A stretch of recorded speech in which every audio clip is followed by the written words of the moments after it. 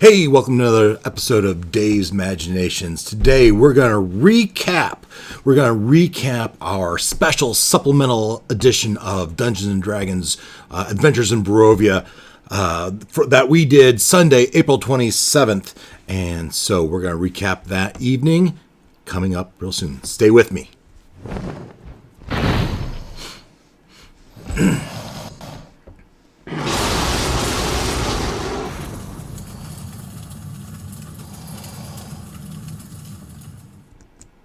So last Sunday, we had a special session because a couple of our people couldn't make it on Thursday, and we're all so excited about being in the thralls of battle with Strahd. The group had attended the wedding of Irina and Strahd, but partway through the wedding ceremony, Strahd grabs his chest. He's hurt, and then he hears boom after boom. He clears the wedding chapel and to go protect and locks down the room. But with her being her chance, Irina pulls out her sun sword and strikes Strahd, and with that, Strahd, the action begins, right? And so there's darkness and there's light, and Strahd puts Irina to sleep, carries her, and floats to the ground. People transform, and the whole group rushes down to the subfloor of Ravenloft in search of Strahd. Meanwhile, up at the castle, up at the heart where the invasion forces had entered, where Ketotah had gone after he had used the teleportation brazier to go into the crypt of Strahd, battled a vampire spawn, taken considerable damage, escapes back through the teleportation brazier to the tower where half the druids had fallen to their death, and the stairs had just been reset as Ketotah transports to the tower brazier. He follows those druids down and does battle with some skeletons, and that's where he picks up. He is battling some skeletons with Helwa and some of her druids when from the tower comes Rahadin, followed by a throng of skeletons. Rahadin comes out.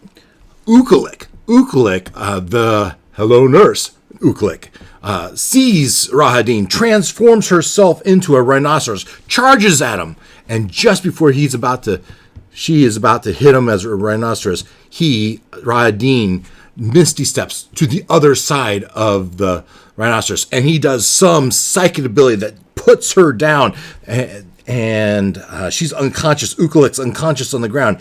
Rahadin picks her up and throws her off the bridge. The people were none too happy to hear this story. At that point, Ketotah turns around and sees all this, and as Rahadin, followed by the skeletons, comes out, Ketotah casts a fireball, taking out all of the skeletons behind him.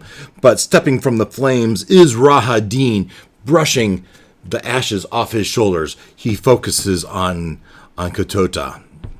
Rahadin then pulls out three poisonous darts, throws them at him, doing massive damage to Ketotah.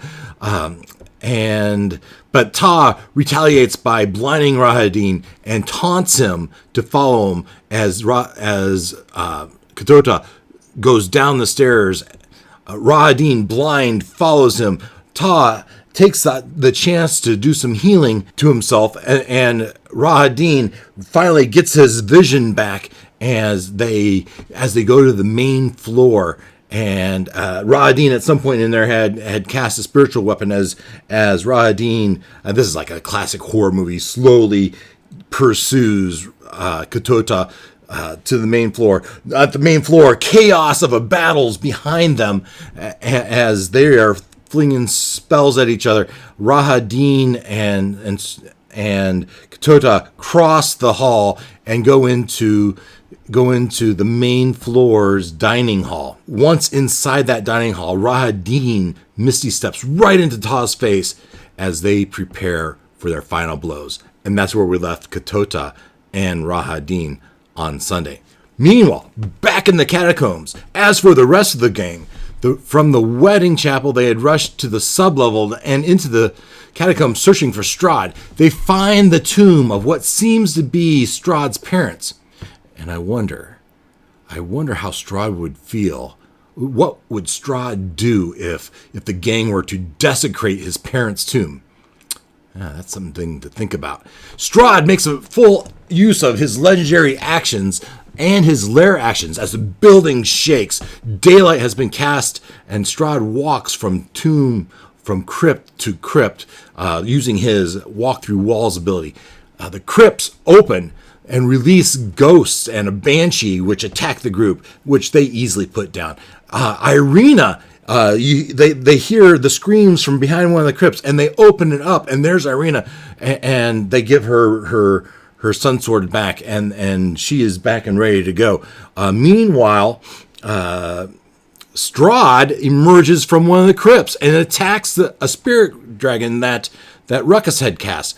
As they do battle, though, the Strahd that we believe was Strahd, his illusion dissipates from him as it reveals that this wasn't really Strahd, this was a vampire spawn, and they deal with the vampire spawn. From there, though, Glowing casts a detect creature, and he spots the creature I think it was south and east, and which happened to be a crypt right next to Olak. Indeed, Strahd steps out from the crypt and casts a blight on Olak, which did a disappointing damage from Strahd's point of view. But before the end of his turn, he steps back through the walls and into the crypt.